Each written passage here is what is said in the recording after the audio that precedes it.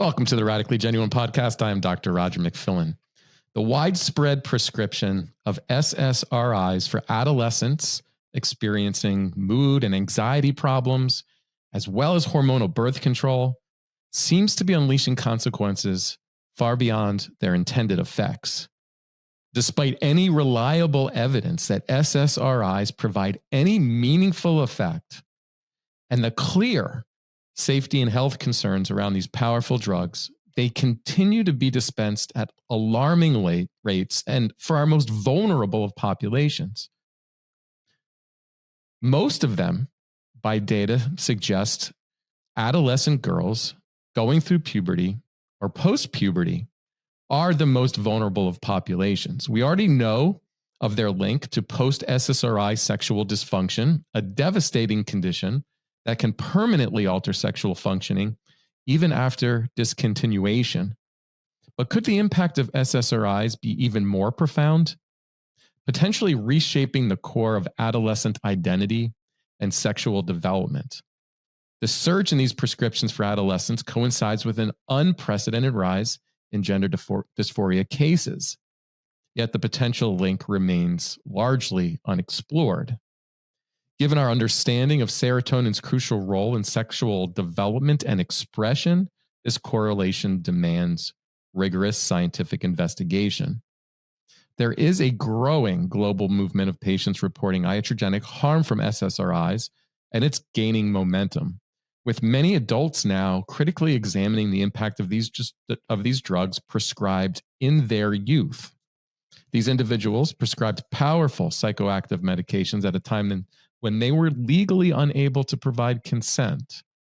They're raising alarm bells about the long-term consequences of early SSRI use, as well as hormonal birth control. And when it comes to hormonal birth control, it's important for listeners to know that we are prescribing this to treat a variety of health conditions. It can range from acne, polycystic ovary syndrome, which is PCOS, premenstrual dysphoric disorder. It's difficult to know right now how many teens are on this form of synthetic hormones, but it is provided without adequate informed consent and for a range of conditions as if they are benign. The synthetic hormones can amplify existing emotional struggles or trigger new ones, leading to feelings of anxiety, depression, or irritability. Teenage girls who use birth control pills are more likely to cry, sleep too much, and experience eating issues compared to their peers who do not use hormonal birth control. Teenagers on hormonal birth control had a 130% higher incidence of symptoms of depression. That is significant, folks. Teenagers who use contraceptive pills still had an increased incidence of depression even after stopping the pill, which was not observed in adults. This reflects a very critical time in development. Hormonal contraception use doubles the risks of suicide attempts and triples the risk of suicide. Use of hormonal contraception has been positively associated with subsequent suicide attempts and suicide even later in life. Hormonal contraceptives taken by adolescents influence the development of the brain in a way that alters the recognition of risks and can increase impulsivity. And women using hormonal contraceptives exhibit numerous signs of chronic inflammation, including elevated C-reactive protein levels and greater risk of developing mood and autoimmune disorders. So let me get this straight. Teenage girls already experiencing the expected mood and behavioral changes associated with puberty are placed on synthetic hormones that disrupt the normal hormonal shifts associated with this key developmental period. And the documented mood changes are then inaccurately labeled as psychiatric conditions in the medical and mental health settings, leading to prescriptions for antidepressants that at least double the risk of suicide. So imagine this, like how we're treating young adolescent girls in Western medicine. Excuse my language, but we are fucking around with developing adolescents' hormones, brain chemicals, in a way that is experimental and problematic. What the fuck do we think is going to happen? Then we go and we treat them with more chemicals. with additional psychiatric drugs, this is a human rights issue. We're at a point now where many of these young girls who've matured into adulthood are now speaking out on how they were treated in the medical system and the mental health industrial complex, the dangers of affirmative care for gender dysphoria, and how the medical system is way too willing to experiment on vulnerable minors during a very extremely sensitive developmental period. So we need to have the conversation. We have to understand the stories, the experiences of the young women who were placed on these drugs. And today I want to have such a conversation. Due to the many years, my guest today spent questioning who she was, thinking she was transgender, and wanting to transition into a trans man. She now shares her cured experience of gender dysphoria and how it was related to the medication she was on since she was at the delicate age of 12 years old. As she tapered off Prozac, her gender dysphoria kind of faded away. Changes were experienced, and she started to develop a new sense of self and the world. After stopping hormonal birth control shortly after, her life continued to get brighter and her femininity flourished. She now shares her concerns on the side effects of SSRIs, hormonal birth control, and gender ideology in youth. I connected with our guest today, Taylor Murphy, by just being interested in her social media profile, her experience, her shared experience, and her willingness to speak out against this. And what I hope is efforts to be able to protect younger girls from going down the same path. Taylor Murphy, I want to welcome you to the Radically Genuine podcast. Thank you so much for having me. This was your seeing your videos is really what inspired me to start sharing my whole story, because it just made it make even more sense to have it validated. Oh, well, thank you. That's good to hear. Can I ask you what in particular inspired you? Just the fact that I feel like I can't be the only one that's gone through this. And so it really needs to be talked about, because it's just, they're being handed out like candy. And as you can see, there's the effects that people don't even realize it has is on them if they don't come off of them. Yeah. So I think you're in your upper 20s right now? I'm 26. You're 26 years old. Yeah.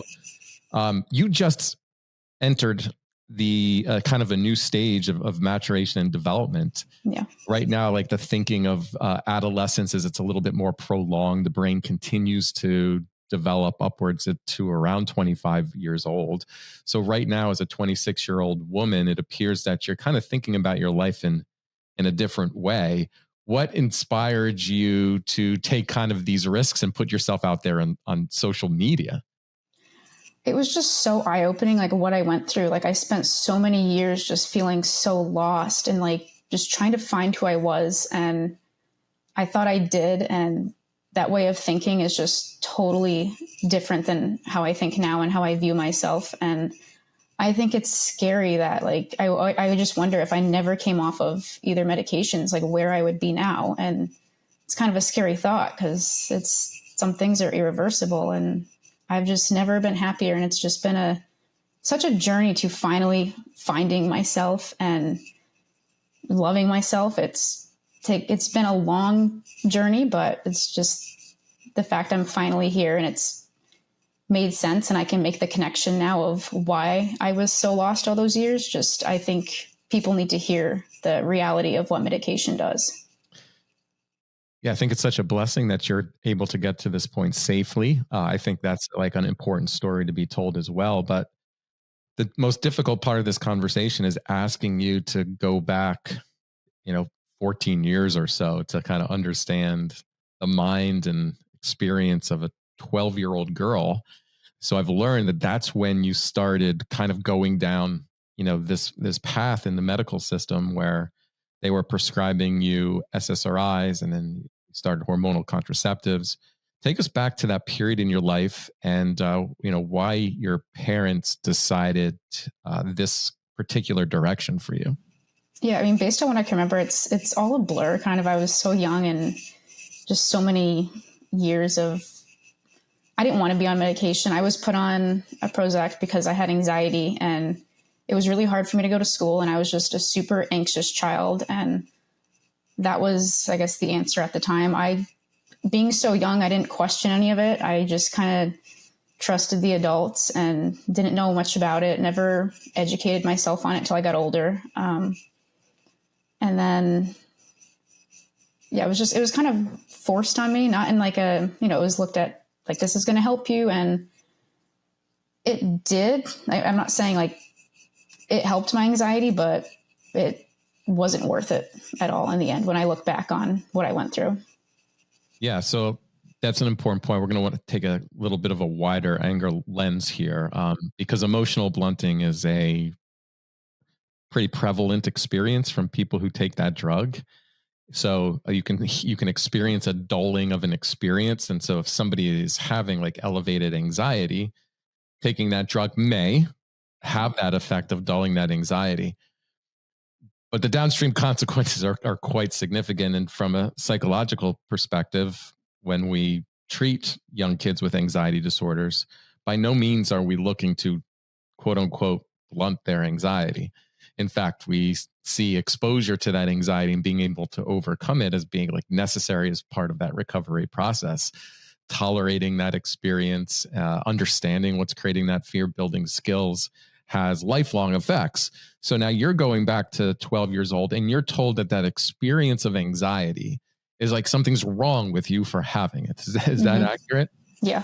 Like I wonder what effect that has on a young girl to be told or communicated that the anxiety they're feeling is like too much or it's wrong.